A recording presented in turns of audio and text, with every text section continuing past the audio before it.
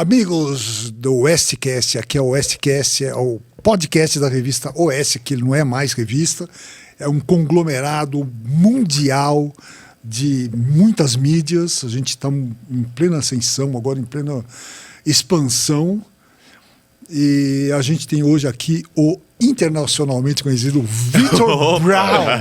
Internacionalmente é por sua conta, Dago, mas obrigado. Mas a gente vê lá os caras falando, né? Nem o ouvinte do Japão, não sei o quê. Isso sim. Então é internacionalmente conhecido, né, cara? Tem muito brasileiro que se informa sobre o que está acontecendo aqui, morando lá fora, que se informa pela internet, por canais como o Oeste, como a Jovem Pan, então e tem um aqui privilégio comigo nosso. O Edilson Salgueiro também.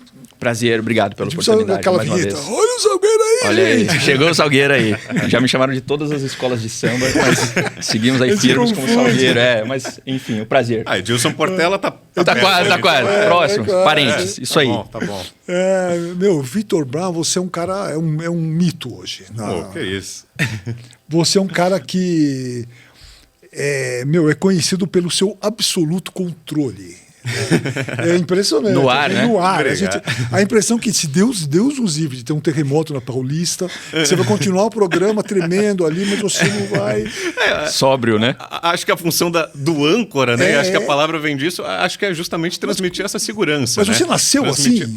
Então, na verdade, eu nunca pensei em fazer o que eu faço hoje, Dago. Eu nunca, quando eu era pequeno, quando eu era mais jovem, quando eu decidi estudar jornalismo, que eu sou formado em jornalismo, eu nunca pensei em fazer o que eu faço hoje. Pelo contrário, eu me considerava, e me considero até hoje, um cara mais para tímido do que para desinibido, mais para introvertido do que para extrovertido, mas a comunicação veio vindo. Eu resolvi fazer jornalismo, isso eu acho que eu já tinha em mente desde pequenininho, sempre gostei muito de ler, escrever, aquela coisa. Fiz jornalismo, resolvi estudar jornalismo. Comecei a trabalhar na Jovem Pan, estou lá há 8 anos, eu tenho 26 de idade, né? Muita gente não sabe, mas eu sou muito novo, né? Até para estar fazendo o que eu faço, eu sou muito jovem, mais jovem do que outros âncoras de outros veículos, por exemplo. Então, estou com 26 anos e eu entrei lá na Jovem Pan com 18. Estou há 8 anos lá. Eu entrei como produtor inicialmente, era uma função ali de algo semelhante a um estagiário, né? Não era com essa denominação, mas era como se fosse um estagiário. Eu ajudava na produção a fazer, a desempenhar as mais variadas tarefas, a marcar entrevista, a recortar trechos de entrevistas, a escrever textos que os locutores, os apresentadores liam, enfim. Fiquei 2 anos ali como produtor até que eu passei a fazer reportagem de rua, que também foi algo que veio por acaso. Eu também estava ali muito feliz, muito tranquilo como produtor ali, não vislumbrava isso, falar no microfone e estar no ar. Isso ainda na época da rádio. Mas aí, muito por causa da minha voz, eu tive alguns chefes que me estimularam a isso. O Cleiton Binha hoje, que é diretor dos Pingos nos Is, o Patrick Santos, que era na época o gerente de jornalismo lá da Jovem Pan. Então, algumas pessoas me incentivaram, falaram, você tem voz, você devia começar a falar. Ainda era só rádio, né? Já tinha projeto de transformar a Jovem Pan em TV, mas ainda era só rádio. E aí me falavam, com a sua voz, tal, não sei o que, você devia começar a falar. E aí eu fui para reportagem de rua. E daí, a partir dali, a coisa foi caminhando até que eu cheguei a fazer a apresentação, ancoragem lá na própria Jovem Pan. Mas não é algo que eu tivesse em mente, não. Quando eu era pequeno, não... Essa sua calma, esse seu controle, não tem nada a ver com yoga, alguma coisa assim? Não tem. Cara, você é assim mesmo.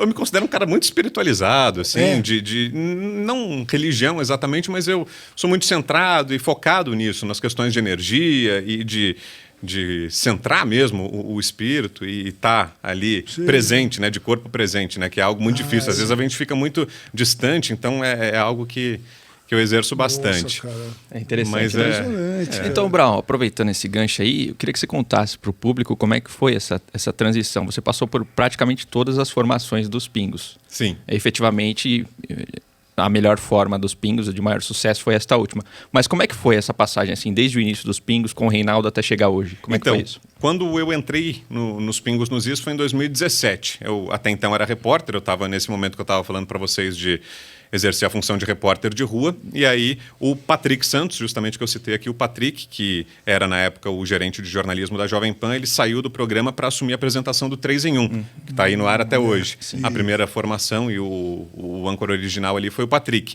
Então ele se afastou do Pingos para assumir o 3 em 1, e aí eu passei a fazer os Pingos nos Is, então com o Reinaldo Azevedo, que é quem apresentava o programa, e o Vitor La Regina. Vitor La Regina. Eu tinha esquecido o nome dele. Era dupla, né? Os Vítoros. O La Regina tem mais ou menos a minha idade. Ele é repórter hoje, ele está trabalhando no esporte da TV Globo. Ele mudou de área, ele não está no jornalismo político. Ele é mais. muito engraçado, cara. É um baita profissional, a Regina é uma baita cara. E aí eu passei a fazer o programa ali, mas numa função diferente da que eu exerço hoje. O apresentador, o âncora era o Reinaldo Azevedo, e eu e o La Regina, os dois Vítors, fazíamos ali uma função acessória ao Reinaldo. Não durou muito tempo, acho que minha passagem ali ficou durante uns 6 meses, foi durante uns 6 meses, depois o Reinaldo saiu da Jovem Pan. E aí nem eu me lembro, às vezes eu vou esquecendo.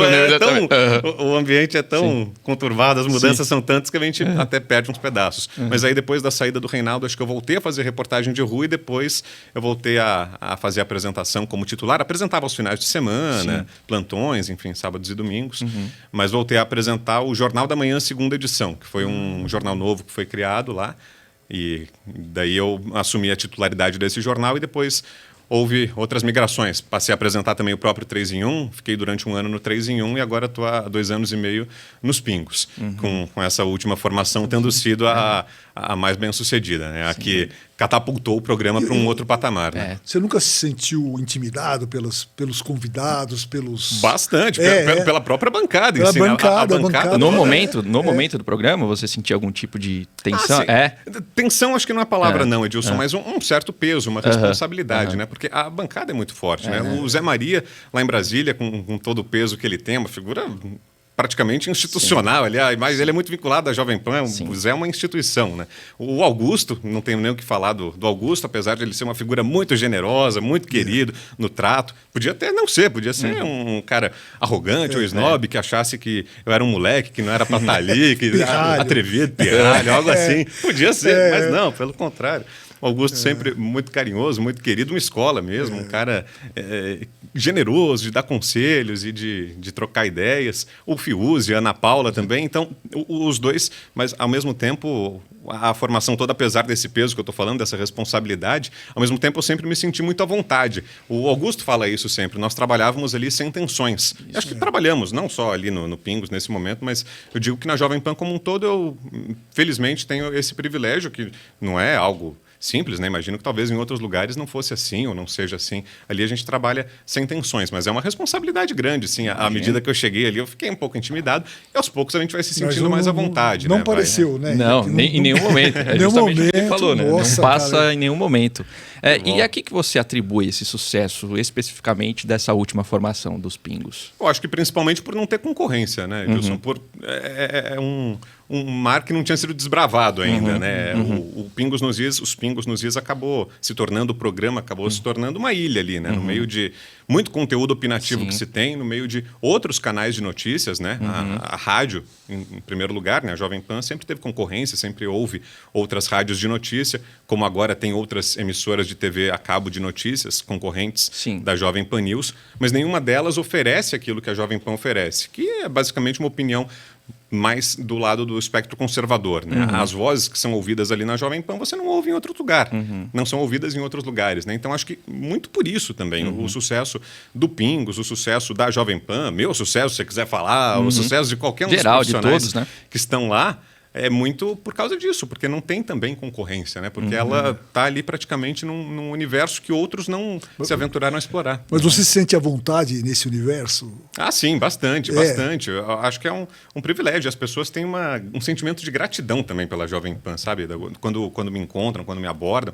Acho que mais do que o elogio, mais do que o cumprimento, mais do que a saudação, o que me toca mais e que muitas pessoas falam, obrigado, é o agradecimento. As pessoas são muito gratas por haver ainda espaços em que isso acontece sem nenhum tipo de interdição, sem nenhum tipo de embargo, de bloqueio, o que é muito raro, não deveria ser, né? É até triste que haja esse fenômeno, esse boom, porque é reflexo justamente de um ambiente totalmente contaminado, né? Que sufocou uma determinada corrente de pensamento, né? Mas a sensação é essa, né? De agradecimento por ter ainda um espaço com algum grau de liberdade, né? E a impressão é como você disse, a população tem um sentimento de que alguém deu voz ao sentimento mais genuíno do brasileiro, né?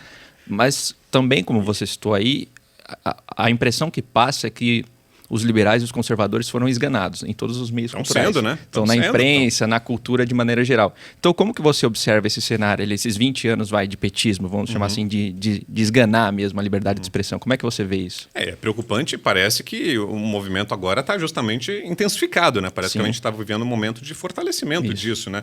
Infelizmente não é algo que ficou só no passado, a gente está tendo censura agora, né? A Jovem Pan mesmo foi censurada há poucas semanas, né? O Tribunal Superior Eleitoral determinou que a Jovem Pan não falasse simplesmente da situação jurídica do Lula, né? E aí até é muito triste, né? Que outros veículos e até colegas tal dizem, não, a Jovem Pan não foi censurada, que não, Nossa, isso aí correu esse papo, muito. Influenciador digital desmentindo, né? Desmentindo um documento que é público, né? Pois é. Tudo é muito radicalizado, né, cara? E dizendo que não, a Jovem Pan não está censurada, tá pelo contrário, está tripudiando, está usando isso a seu favor, está tentando se cacifar com o negócio, mas não, claro que é uma censura. A decisão, o que o Edilson falou, a decisão diz claramente, determinou que os comentaristas da Jovem Pan se abstivessem de fazer comentários sobre o determinado tema. O tema era a situação jurídica do Lula. Não pode falar que ele foi condenado em 3 instâncias, com provas sobradas, como disse um dos desembargadores na sentença que confirmou em 2º grau. Não pode dizer que ele só ganhou os direitos políticos dele de novo graças a uma decisão de um ministro que ele próprio indicou ao Supremo Tribunal Federal, que depois foi referendada em plenário, mas que em nenhum momento foi enfrentado o mérito dessas acusações, que em nenhum momento ele foi absolvido, inocentado, que em nenhum momento esses processos terminaram com a declaração de inocência dele. Pelo contrário, ele acabou só conseguindo recuperar os direitos políticos por questões processuais. Tudo isso que eu estou dizendo aqui eu não poderia ter dito na Jovem Pan. Exatamente. Você entende? E quando o Augusto Nunes falou, ele é ladrão, falou aquelas momento 3 histórico. palavras, o que você sentiu? Você sentiu que o controle foi testado ali. Então, exatamente. O vídeo viralizou e os comentários são só, ó a cara do Brown, ó a cara do Brown. Eu já vi. Foi um comentário tão curto do Augusto, tão direto, rápido, curto e grosso, direto. Corte Tramontina, gente. Direto. Que não teve. Porque ali a minha função, e aí eu posso falar sem nenhum problema, mas a minha função ali enquanto âncora do programa era garantir que aquelas regras, aquelas ordens, por mais que eu considere absurdas e autoritárias do Tribunal Superior Eleitoral, que aquela censura fosse colocada em prática, né? Ou seja, tinha uma ordem ali da Justiça em primeiro lugar e que depois replicada pela direção de jornalismo para que os comentaristas não falassem de um determinado assunto. Então, eu estava ali atento, se alguém falasse, como aconteceu um dia, a Ana Paula, eu fui obrigado, tive que cortar teve de intervir, comentário né? da Ana, Exatamente. tive que intervir. Então, eu estava ali atento ali, como Mas esse sempre corte estive. valeu muito, né? Então, pois é. Mas o Augusto foi tão cirúrgico no começo que eu não tive nem tempo de cortar. E ele foi muito inteligente na observação dele, que eu assino embaixo, concordo, porque ele diz que o Tribunal Superior Eleitoral tinha divulgado um comunicado dizendo que não tinha censurado a Jovem Pan. Aí o raciocínio do Augusto foi perfeito. Bem, se não tem censura, então eu estou liberado e posso dizer. Exatamente. O Lula é ladrão, tal, não sei o quê, tal. E daí ele falou tudo que não podia falar, quando volta para mim eu estou ali, estupefato com o que tinha. Mas não, é rir porque... E é duro cair esse papel para você, né, cara? Sim, é difícil isso, não, né? E a gente dá risada e brinca, mas no fundo é algo muito, muito grave, muito sério, né? Não só o que aconteceu com a Jovem Pan, mas em outros veículos também, né? A gente viu Produtora, a Brasil Paralelo, aí, que fez o documentário sobre a tentativa de assassinato do presidente Bolsonaro, tendo o documentário censurado, tirado do Previamente, ar. né? Previamente, exatamente. A Gazeta do Povo, com reportagens que não puderam ser divulgadas, até peças de campanha com informações de conhecimento público. Estava lembrando aqui, falando com vocês, lembrando da peça de campanha do Bolsonaro que falava, e isso é um número, é um dado da realidade, que o Lula teve uma votação melhor nos presídios no primeiro turno, que entre a população carcerária, o presidente eleito foi o Lula em primeiro turno. E aí o Bolsonaro replicou isso, que é um dado, é um número, né, da apuração, é um recorte da apuração. Replicou isso na campanha eleitoral e simplesmente é mandado tirar do ar. Exatamente. Né? Eles determinam que se tire do ar, é um absurdo. Não enfrentam o mérito da acusação, porque o Lula, a campanha do PT, poderia ter rebatido isso, né? Sim. Poderia ter vindo a público e dizer, não, ele teve uma votação melhor nos presídios porque nós nos preocupamos com os direitos humanos, temos um programa melhor para os presidiários, para as famílias, tá? Ser discutido no campo programático, no campo de campanha. Exatamente. Mas não, simplesmente o que se faz é acionar a justiça e mandar tirar do ar, como se fosse uma informação falsa. É uma informação verdadeira. Outra, estou lembrando aqui também, a Mara Gabrilli, senadora, ela deu uma entrevista lá para a própria Jovem Pan, para a afiliada de Bauru, para a Jovem Pan News Bauru, para um colega nosso, competentíssimo comunicador, o Alexandre Pitoli. Ela falou com o Pitoli e aí ela disse que o Lula teria pago para alguém para não ter o nome envolvido no caso da morte do Celso Daniel. Ela disse isso. E aí simplesmente tiraram do ar a entrevista, determinaram que fosse retirada do ar a entrevista. Não foi enfrentada a acusação, o que em tempos normais se faria, eu imagino, e o Lula teria todo o direito a processar a senadora, né? Se ela está imputando a ele um fato que ele acha que não é verídico, que é grave mesmo, envolvimento em assassinato, não é brincadeira. Se ele acha que é uma afirmação falsa por parte da senadora, ele que acionasse os dispositivos previstos em lei. Exatamente. Tem mecanismos para isso, tem as tipificações de injúria, difamação, calúnia, se ele entendeu que a senadora cometeu algo assim, que acionasse a justiça contra ela no campo dos mecanismos previstos. Mas não, ele vai e pede para que seja tirado do ar. Então é um momento. Eu já falei perigoso. isso aqui, eu sou, claro que eu sou do tempo do regime militar. Né? Eu comecei minha carreira sendo censurado. Né? Olha. E aqui o José Roberto Guzzo já escreveu sobre isso, que era uma censura, eu sou contra a censura, qualquer censura, não tem que ter, mas era uma coisa mais honesta. Né? Ali Sim. tinha um funcionário, falava isso pode, isso não pode. Perfeito. Acabou, não tinha surpresa de última hora. O que está tendo agora é uma censura dissimulada de defesa da democracia. Né? Exatamente. Pelo contrário, é com a roupagem contrária. E sem lei, com a não tem roupagem lei. de que está protegendo as nossas liberdades, quando não, na verdade, é um avanço sobre elas. Né? Exatamente. Então é algo para lá de preocupante. É meio que a nova língua, né, de 1984. Eles mudam completamente a linguagem para legitimar a censura. Exatamente. E o que é mais chocante, o que o Brown estava dizendo aqui, basicamente, está tudo documentado. Sim, ele foi condenado. Sim, Então, assim, a gente não está podendo dizer a verdade por receio de ser preso. Em qualquer lugar do mundo isso é chamado de ditadura, né? Mas aqui é democracia, que é bizarro. E daí você vê o pudor que o Lula tem em condenar os regimes ditatoriais que são aliados. Pois é. Aliados em qualquer situação, em qualquer ambiente normal, ele poderia vir a público e dizer não concordo com isso que o Ortega está fazendo na Nicarágua, com isso que o Maduro está fazendo na Venezuela, mas ele não diz, ele não vem abertamente para condenar isso, o que é muito preocupante. Aí eu fico pensando, falo, por que ele não condena? Que voto que ele ganha com isso? Sabe, nem eleitoralmente é inteligente. Podia mentir descaradamente. Podia condenar, embora por dentro torcesse a favor. Não, ele não está. Isso a gente não pode criticar o Lula, né? Ele é coerente, sincero, né? Ele é coerente na sua... sua... mas daí o que me preocupa, o que eu penso é o seguinte, eu falo, será que ele tem medo ou receio de condenar, criticar muito fortemente para não vir a cair em contradição no futuro? Claro, será que tem algum projeto de exercer algo parecido com o que tem em outros países e por isso não quer criticar agora para que no futuro isso não entra em contradição com o que ele vem a fazer? Então não só ele, como os perigoso. Apoiadores dele também, que fingem que isso não está acontecendo. Né? Pois é. Nicarágua não existe, né? Não existe. Venezuela não existe. Não se toca nesse assunto, faz o L e tal. Eu falei em outra entrevista até, ele é vendido como um detergente, né? Como um produto. Exatamente. Você faz, é bonitinho, você faz o L e tal, a estrela, né? Pois é. Adesivo na cidade inteira, está imunda a cidade de São Paulo, de adesivo. Poluição, né? Poluição, cara. É o partido que vai cuidar do meio ambiente, acabou com a qualquer limpeza que já não estava muito aqui. Né? O máximo que ele conseguiu fazer no debate foi no da Globo, salvo engano, o que ele diz é que o povo punirá o Ortega. O povo ou não tem que ser respeitada a autodeterminação dos povos. Isso, exatamente. Ele acredita que o povo está na mesma linha de poder do que alguém com tanques e armas.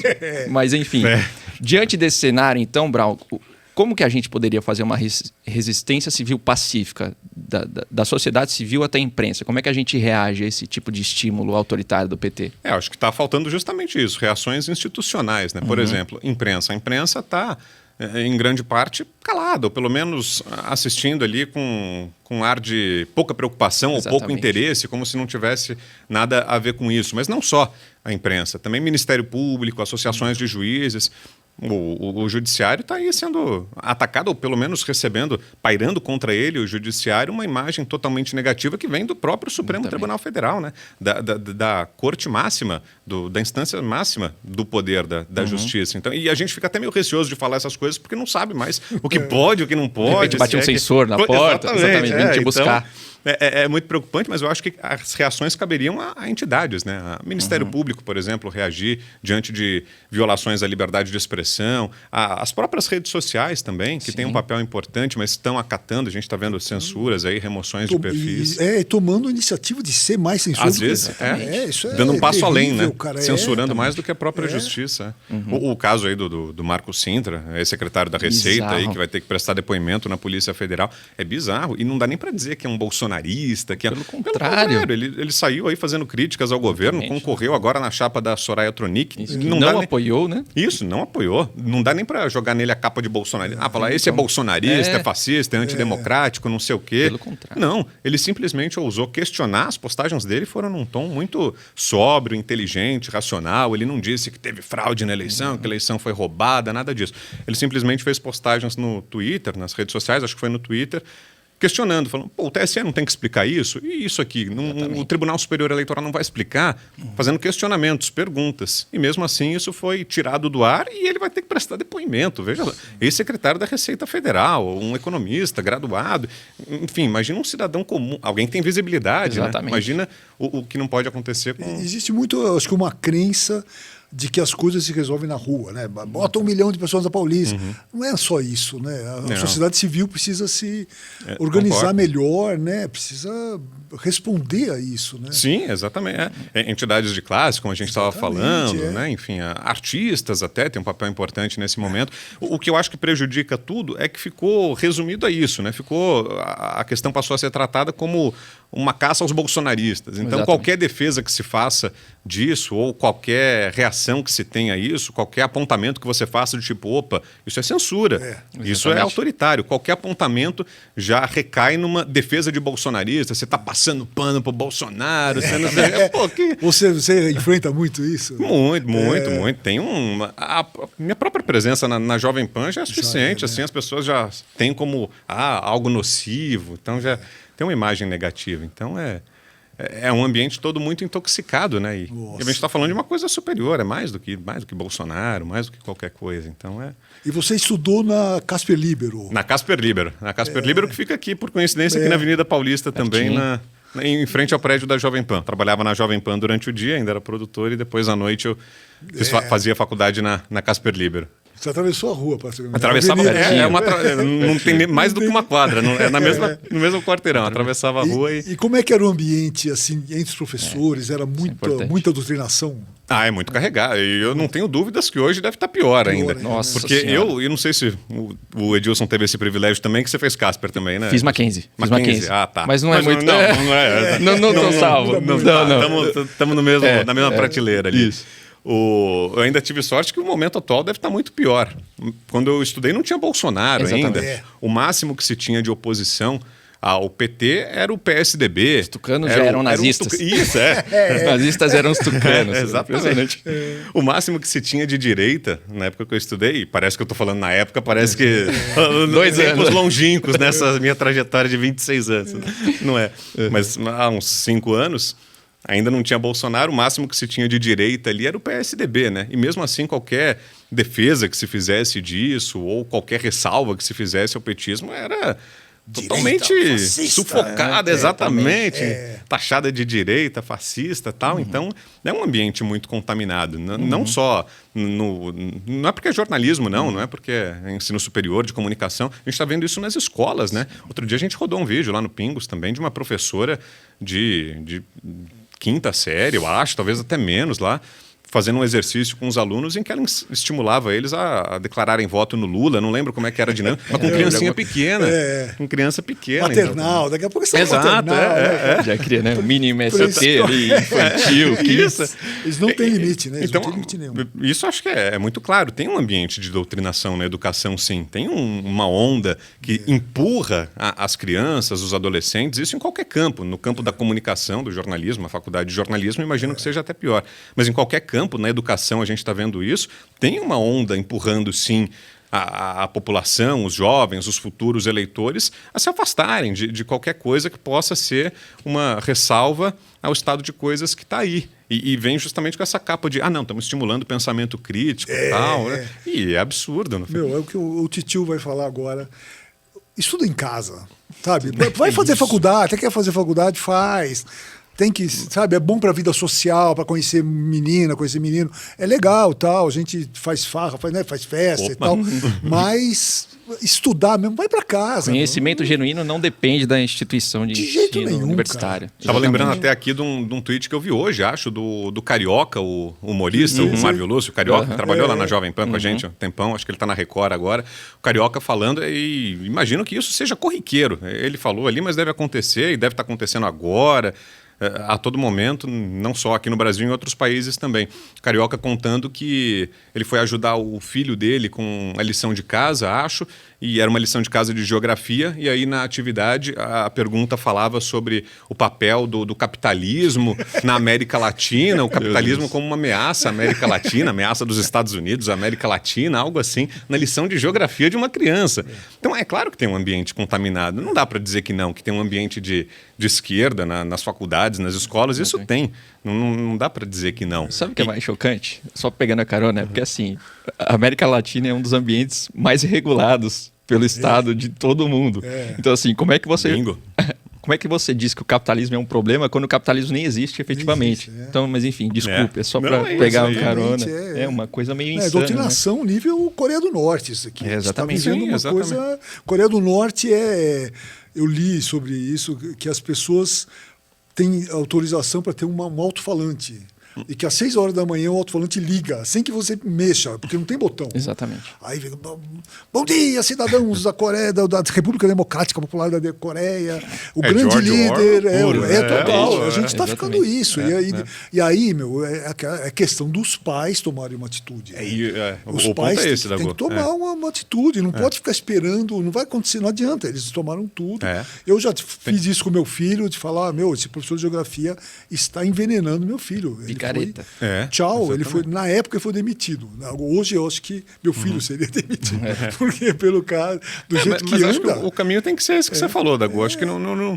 Ok, os professores podem tentar fazer isso, mas hoje acho que a sociedade está muito mais atenta. As crianças estão mais atentas. Se vem um professor com um discurso político, seja ele de direita, de esquerda, pode ser um professor bolsonarista que seja. É a aula de matemática e o cara vem pregar a favor do Bolsonaro. A criança filma. A criança conta para os pais. Exatamente. Os pais têm que acompanhar também, né? Tem que ficar de olho para saber se na sala de aula está sendo ensinado português, está sendo ensinada geografia, está sendo ensinado história, ou se está tendo isso em sala de aula. Acho que cabe muito à família. Exatamente. Né? Isso é a diferença da Coreia do Norte, que todo mundo está com o celular na mão e grava, filma, isso aí não pode... Né? Exceto essa questão de a gente ter celular, o restante a gente está se aproximando bem da Coreia do Norte. Né? Não pode chamar o sujeito de condenado, não pode dizer verdades, enfim, imagina... O grande líder, Ô, Brau, quando que você percebeu, quando que você notou que havia algo de errado na comunicação, no jornalismo? Quando que você notou que esse ambiente de produção de conteúdo estava contaminado? Olha, eu acho que a pandemia agora foi um bom exemplo, né? O que a gente viu durante a pandemia, né? Com uma adjetivação, e nem considero...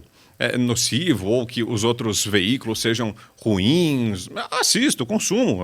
Como notícias, eles trazem informações relevantes, mas acho que houve um grau de partidarização, digamos assim, uma militância que se misturou a informação com a opinião. Acho que campo para opinião teria que ter, mas chegou um momento, e acho que a pandemia acabou sendo a virada de chave disso, ou pelo menos foi o momento em que a gente pôde perceber de forma mais clara, em que a informação passou a vir já contaminada com opinião. Você já via notícias falando, o presidente voltou a defender substância comprovadamente ineficaz, o presidente voltou a defender políticas que não funcionam. E algo que há divergências. Acho que você pode dar proporção. Falar, a maioria dos médicos considera que a substância tal é ineficaz. Mas há grupos de médicos, grupos de gente muito qualificada, que também é igualmente qualificada para falar daquele assunto, que diz que funciona. Então, acho que você pode dar a proporção que tem. Acho que isso é mais honesto, seria mais honesto na informação. Nessas discussões sobre o sistema eleitoral também, o presidente voltou a acusar sem provas, voltou a mentir. As informações ganharam uma forma de praticamente opinião, de militância contrária. E outra, pelo contrário, informações que não são divulgadas, né? Por exemplo, eu estava pensando outro dia, aquela declaração do Lula lá, dizendo que tem que bater na mulher dentro de casa. Exatamente. Se quiser bater, bate em outro lugar, não em casa. Não estou me lembrando. Em casa não. Se quiser bater na mulher, não bate em casa. Isso, vai para outro lugar. Você imagina se o Bolsonaro tivesse falado Exatamente. isso? Ou o contrário, se o pintou um clima do Bolsonaro, que foi igualmente infeliz. Exatamente. Se o Lula tivesse falado o pintou um clima. Exatamente. Não teria sido manchete em lugar nenhum. Teria ficado meio escondido aqui, eu teria lido aqui no Oeste, tal, na Jovem Pan, teria falado no Pingo. E pronto. Mas isso mostra muito o que estamos vivendo. Então, acho que a imprensa, boa parte dela, acabou perdendo a mão, assim, no grau de... Por falar nisso, você é assinante do Oeste? Opa, já sou. Já tô lá. Inscrito no canal, em todas as redes sociais seguidas. Você gosta? Tô lá. Pô, maravilha. Você também, faça como o Vitor Brown, assina o Oeste. O Oeste agora é o lugar da liberdade. Sua certo? Dose de liberdade semanal. Exatamente, por favor. Porque aqui não tem controle, não vai ter também. Aqui não vai ter. Certo? Esperamos. A gente decidiu que não vai ter.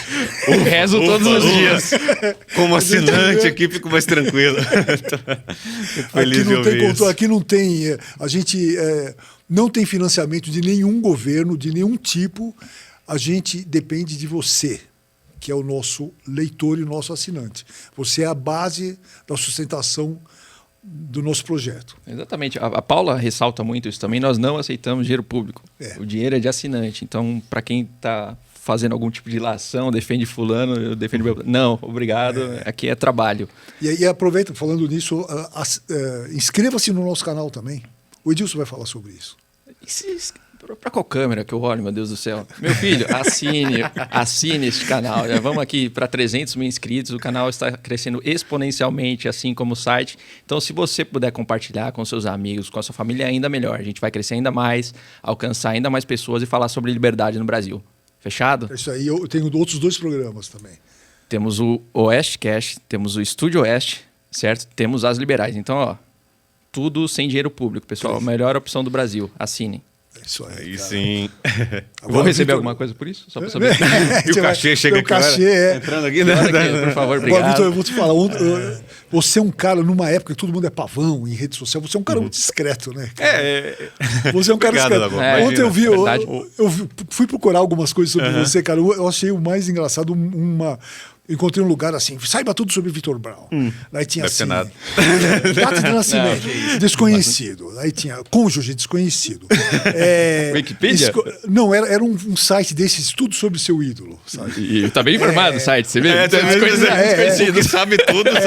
Não, a única informação tinha assim, orientação sexual, heterossexual.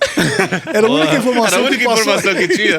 De maior relevância, não, né? As outras empresa que trabalha, desconhecido, sexo, heterossexual. Pô, brincadeira. Mas você é discreto, você mantém um perfil baixo, assim, né? Eu acho que sim, Dago. Eu acho que é muito... Eu até te falei no começo, né? Eu acho que eu tenho um perfil, pessoalmente, mais para tímido do que para desinibido, e eu acho que a minha função demanda isso. Por exemplo, ali no Pingos, eu sei que o destaque não sou eu ali. Eu exerço uma função ali de praticamente goleiro no time, né? Então eu fico ali para retaguarda, eu sou ali como se fosse um mestre de cerimônias ali, mas o destaque são os comentaristas. O destaque, o forte do programa é a opinião. É o cara que liga a TV que quer ouvir o que os comentaristas do Pingos têm a dizer. Então eu fico ali numa função em que eu tento ser o mais eficiente possível, o mais eficaz possível, não atrapalhar o andamento do programa. Entrar nos momentos que são necessários, dar ali as notícias, leio ali os textos que tem a notícia aí de um jeito, até como a gente estava falando aqui, de contaminação tal, ali eu acho que limpa, né? O Pingos acaba passando alarme. Eu dou ali a notícia, faço as funções de apresentação, chamar o intervalo, encerrar o programa, os convidados, receber os entrevistados. Mas o destaque do programa são os comentaristas. As estrelas ali são os comentaristas. Então, acho que muito por isso também vem daí meu perfil mais discreto. Eu acho que o programa demanda isso. Qual foi o seu pior momento do Pingos? No Pingos, Dago? Só teve um momento bom, justa, né? Poxa, eu acho que não vou dizer que é um momento ruim, mas um momento de tensão, assim, que talvez tenha me tirado dessa figura estática, ou pelo menos de estabilidade controlada. acho que foi quando a gente entrevistou no programa pela primeira vez o presidente Jair Bolsonaro. Que até então foi uma novidade para mim, que foi logo no comecinho da minha passagem ali. Acho que foi um momento em que eu fiquei talvez um pouco tenso, ou pelo menos sem saber se ia agir da maneira certa, tá, mas deu tudo certo. Deu tudo certo. E tanto que o presidente voltou ao programa várias vezes e hoje me considero muito modéstia à parte, me considero capaz de fazer qualquer entrevista com qualquer personalidade no mundo político. Isso não me intimida mais como intimidou àquela altura, mas ali era uma novidade e acho que isso me deixou um pouco fora dos eixos. Mas é o que eu estava falando, o ambiente sempre ajudou muito. Ana Paula, o Fiuza, o Zé Maria, o Augusto, todos os comentaristas que passaram pelo programa em diferentes momentos ali e que estiveram comigo, o próprio Binha, que sempre foi o tempo todo o diretor do programa e que eu tenho como quase um coach, assim, eu vinha me dar conselho e tal, não só na apresentação, fora também. Ele tem um domínio ali sobre o que é o programa e eu tenho certeza que se fosse outro editor-chefe ali à frente dos Pingos nos Is, não seria o que é ou o que foi os Pingos nos Is esse sucesso. Então, eu acho que o ambiente ajuda muito. Mas até me perdi o que eu ia falar. Eu perguntou exatamente eu abri um parênteses aqui. É isso. Mas quem você gostaria de entrevistar, que você não entrevistou ainda? Uma boa pergunta, hein, Dago? Talvez o Papa. O Papa Francisco. O Papa, eu acho que o Papa mesmo, Francisco, por mais que seja uma figura assim, talvez controversa, né? Ele não é unanimidade, né? Tem muitas críticas a ele, mas acho que como figura, acho que seria. Olha só. O Papa também foi vítima desse processo de politização, na pior acepção da palavra, né? Ele foi empurrado a se manifestar politicamente, como vários artistas às vezes são também. Cobrar, por que você não vai falar que o Bolsonaro é fascista, tal, não sei o quê? O cara tá no Vaticano, né? Você é contra ou não o Bolsonaro? O cara não tem milagre para fazer, não tem que abençoar as pessoas, tem que falar do Bolsonaro. Mas chegou um momento que isso está acontecendo direto, né? Essa pressão por um engajamento político, um repúdio àquilo que você não gosta e que o cara se posicione do mesmo lado que você. E exatamente. É algo muito nocivo, eu acho, né, enquanto a gente sociedade. estava comentando em outro programa, está ficando difícil não ser político, né, cara? Exatamente. A gente fala, essa caneca é de esquerda, ou é de direita, ou essa água é... Tem que rotular, né? Tudo tem que ser rotulado, é uma coisa que, você tem que ter sua posição, é claro. Mas hoje eu estava vendo uma reportagem exatamente que ilustra isso, Dago. Na hora do almoço aqui, antes de vir para cá, eu estava comendo e vendo na TV uma reportagem sobre um grupo de WhatsApp, eu acho, em que circulou uma mensagem com estabelecimentos cujo dono é petista numa cidade, acho que é Atibaia, aqui perto de São Paulo. E aí as autoridades vão investigar porque estaria havendo uma pressão para que quem é bolsonarista não consumisse nesses estabelecimentos em que o dono é petista. Mas daí também suscita outra observação, aquilo que a gente estava falando sobre a imprensa não dar o tratamento adequado. O Luciano Hang, dono da Van, que é apoiador declarado do presidente Bolsonaro, quantas vezes petista não falou, não vou comprar na Van porque o Hang é bolsonarista, o velho da Van, não sei o quê. E nunca qualquer autoridade quis investigar se era coação eleitoral, se é tentativa de asfixia financeira ou qualquer que seja a regularidade, não sei o que vai ser investigado nesse caso, mas chegamos a um ponto que isso está acontecendo e não pode ser esse o filtro, né? Assim, do mesmo jeito que, tudo bem, mostrava lá na reportagem a dona da hamburgueria lá de Atibaia era petista, tal. Né? Mas, às vezes o garçom que trabalha lá e que depende do emprego e que está recebendo o salário é bolsonarista, e precisa muito mais do salário e dos rendimentos, então não dá para a gente criar na sociedade uma divisão assim, né?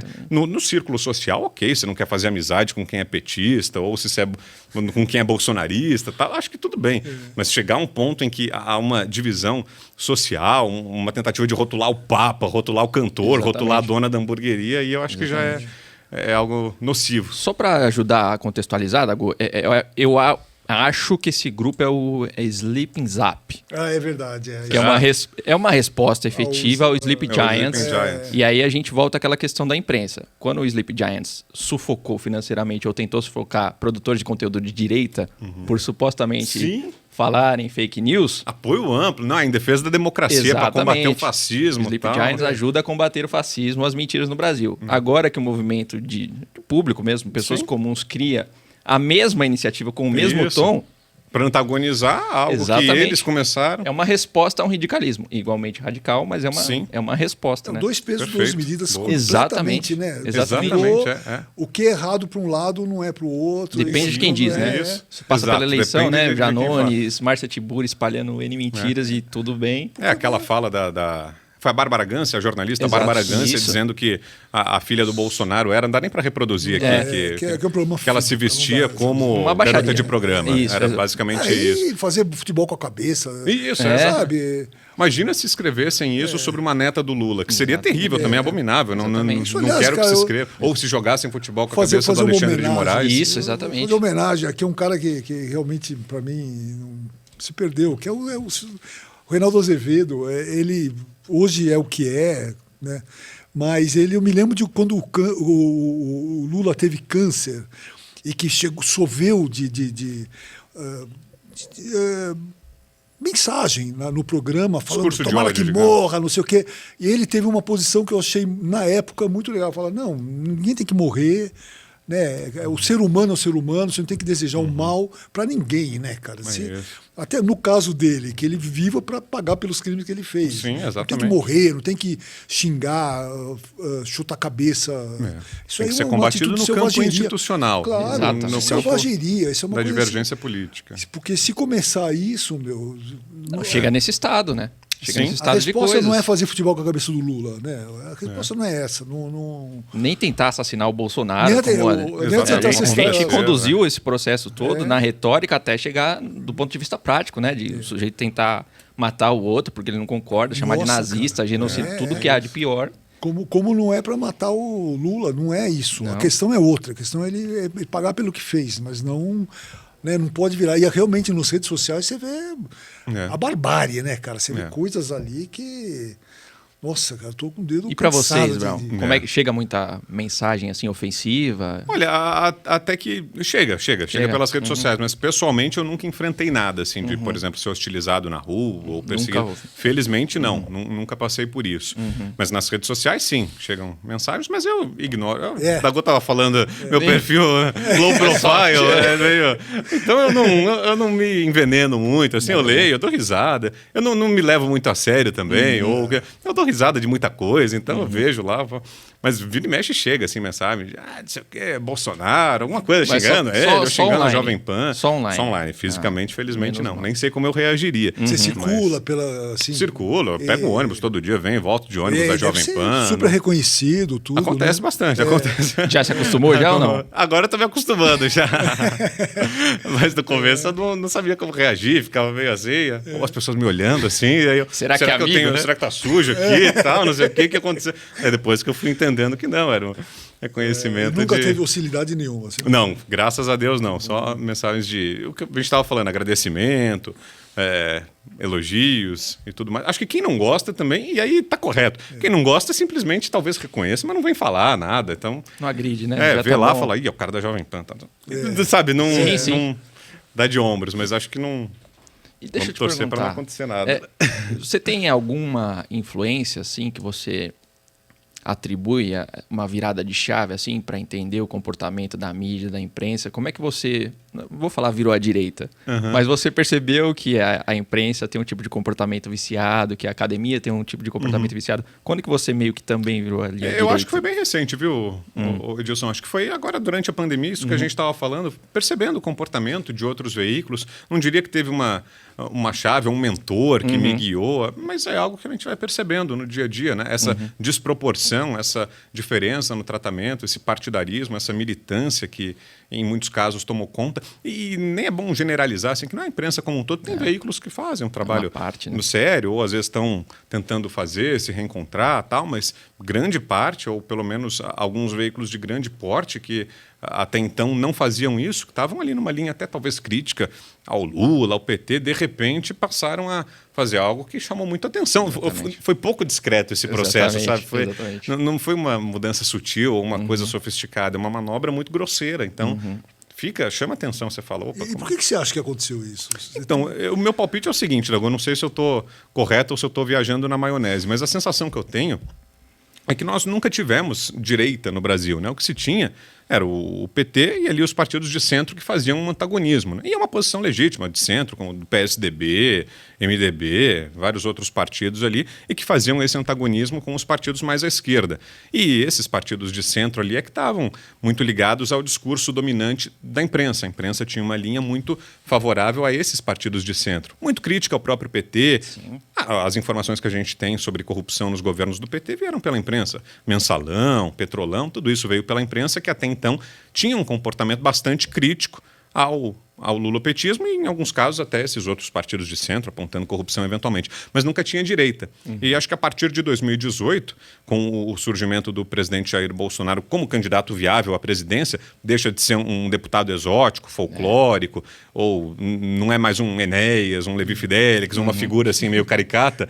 O surgimento do Bolsonaro como alguém graúdo, grande, viável, acho que aí foi a virada de chave. Aí acho que todos esses atores que até então faziam um papel ali minimamente isento, acho que dá para dizer isento, correto, apontando informações, ficou assustado com esse avanço ali da direita, que é uma novidade, que esses atores passaram a ver como uma ameaça, como alguém que ia acabar com o Estado Democrático de Direito e tal, e começaram a tomar partido contra esse avanço da direita. Então, passaram até veículos que faziam, repito, críticas ao Lula, que batiam, que revelaram casos de corrupção, passaram a se alinhar ao lulopetismo. Então, acho que é muito uma reação ao surgimento do isso bolsonarismo. Que você está falando agora acabou esse período, né? Porque, já se sabe, já não tem mais o perigo do Bolsonaro estabelecer uma ditadura. Não, a ditadura está sendo vindo do outro lado. Né? Agora é uma curioso para ver como é que vai ser o tratamento a partir de agora. Bom, já estamos vendo, né? De certa forma. Nem assumiu.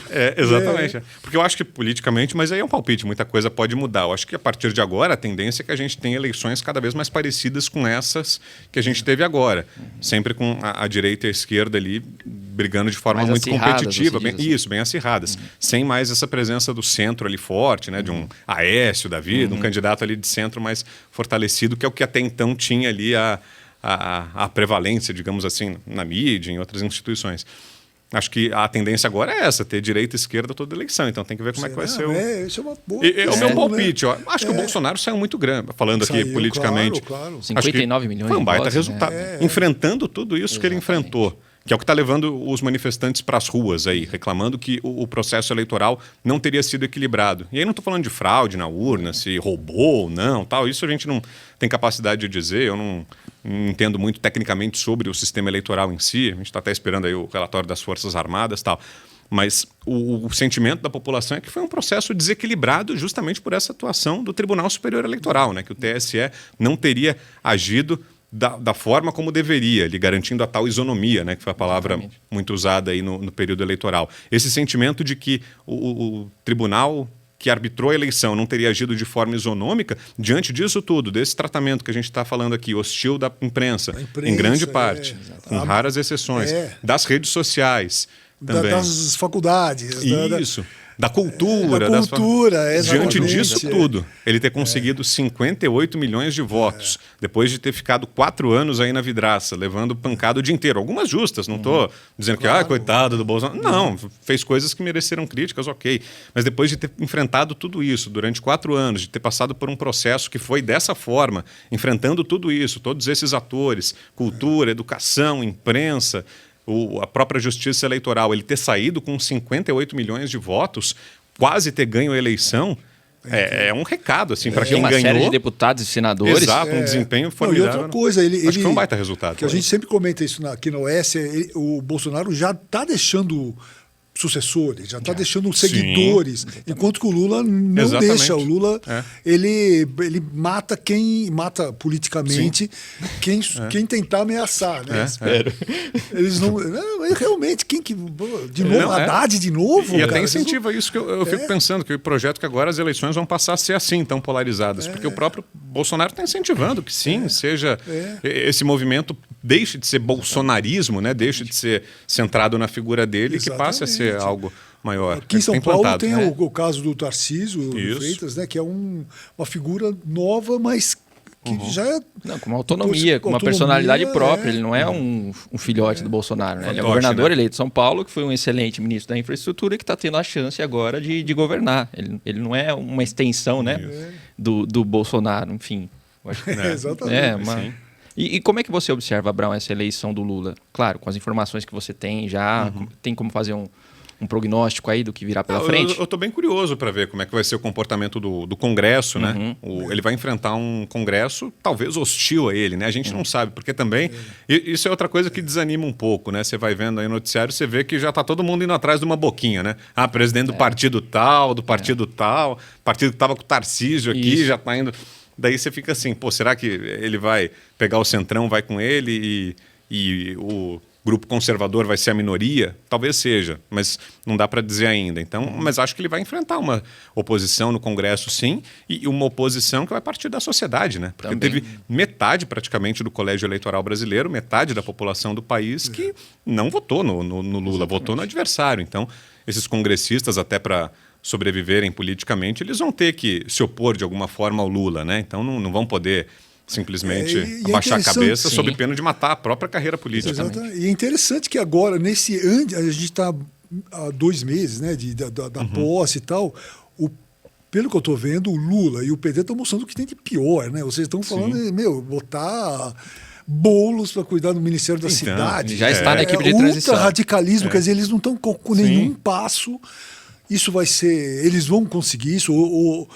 A impressão que me dá é que eles vivem nessa bolha, que eles se cercam... Não conseguem entender a sociedade. Tirar essas amarras, né? Não conseguem. Eles não conseguem... eu estava falando da sujeira em São Paulo. Você não vê muito petista convicto...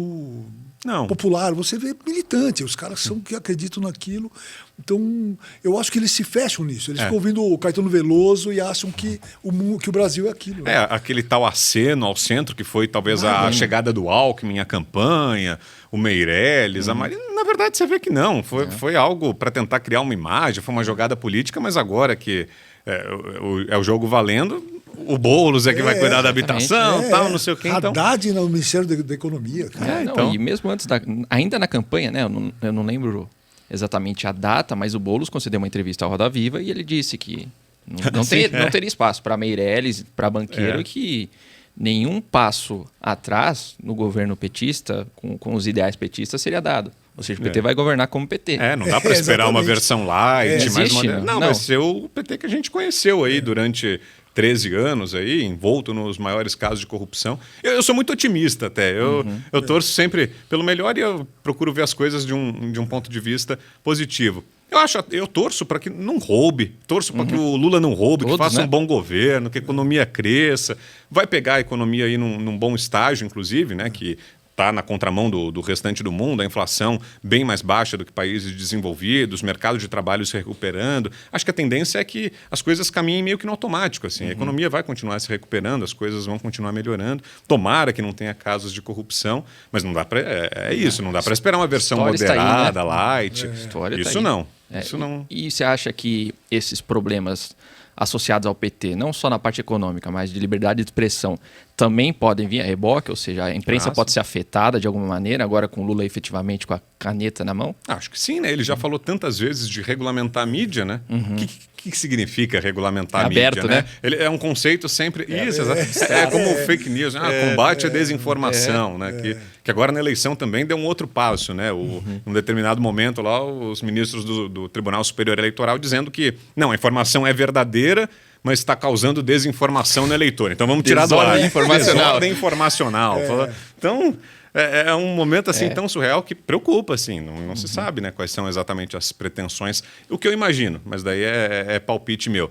Ele não vai fechar nenhum veículo de imprensa, né? Não vai mandar lacrar, assim, impedir, cercar o prédio. Mas vão vir medidas na tentativa de afastar anunciantes, de sufocar financeiramente, talvez uma ofensiva na questão tributária, enfim, usando o aparato de Estado, aparato de governo para tentar atingir esses veículos. Acho que não vai ser uma repressão estilo Ortega lá, sem qualquer dissimulação. Fecha a rádio, fecha vai passar com um tanque por cima. Isso, eu acho que vai ser... E aí é até pior, talvez, porque quando é uma coisa sutil, dissimulada, disfarçada, é mais difícil de se chamar atenção para o problema e combater, né? Exatamente. Porque parece que você está lutando com moinhos de vento, né? Parece que é uma coisa imaginária. Não tem censura, Quixote, não tem né? nada. Tá na... Olha aí, ó, Jovem Pan tá aberta, não sei o quê. Só não pode falar do Lula, viu? Mas tá aberta. Exatamente. Então a coisa é feita de um jeito tão dissimulado e vestido, fantasiada, a coisa de defesa da democracia, que é até pior, dificulta ainda. Não é o Mas chinês preocupante. ajoelhando. Isso, exatamente. Tanque, né? O da China é mais legítimo, é mais. O cara fala, não, aqui é ditadura mesmo, você não pode falar. Então talvez nós já estejamos nesse quadro. É uma sofisticação do autoritarismo, né? Sim, então, claro. Se a gente censurou a Jovem Pan, aí influenciador digital e mesmo a imprensa diz que não censurou a Jovem Pan. O sujeito Uma foi outra condenado. roupagem, né? Não foi condenado. Então, assim, se a gente já com elementos ali da realidade concreta, dizendo que a gente não pode dizer a realidade concreta, então o que falta, né? É curioso. Isso aí. É isso aí. O nosso amigo Vitor Brown tem outro programa para fazer. Tem que trabalhar, né? Tem que trabalhar. Infelizmente. Brincadeira. Infelizmente não, felizmente. Brincadeira esse Brasil, tem que trabalhar. Que absurdo. Tem que mudar isso aí também, tem que parar com essa história Lula, de trabalhar. Mas, pô, muito prazer, Dago. Foi um ótimo. grande prazer receber você, foi super legal. O Edilson nem figurinha é repetida veterano já, aqui, já tabelinha, conheço, tabelinha. já não... Muito jogando em Agora, casa. Um ataque Mas de tosse, você vai encerrar o programa pra mim. Então, já com a chancela do Dagomir, agradeço aí a oportunidade de novo. Agradeço a sua audiência, agradeço ao Vitor Brown. Imagina, excelentíssimo profissional. E volte mais vezes, por favor. Pô, pode deixar. Eu que fico lisonjeado aí com o convite de vocês. Isso Conversa boa. Obrigado mesmo, Dago. Espero um momento que você vai ter o seu programa solo, porque vai ser muito legal. Que é isso? Talk Show com Vitor Brown. Já tá o nome aí. Né? Não, sou low profile. Vamos mudar isso aí. Você é muito competente, você vai chegar, vai ter o seu momento de ser o Que cara. isso, obrigado, Dago. Isso aí. Valeu mesmo. isso aí. Muito bom estar com vocês aqui, viu? Sucesso. Tô Vamos aí em na torcida sempre pelo Oeste, como assinante, como seguidor. Boa. E vamos em frente. É Boa. isso aí. Temos que ser otimistas, vem dias melhores por aí. Acredito nisso. Boa, isso aí. Boa. Então assine Oeste, inscreva-se no nosso canal, clique no sininho. Muito obrigado e até a próxima.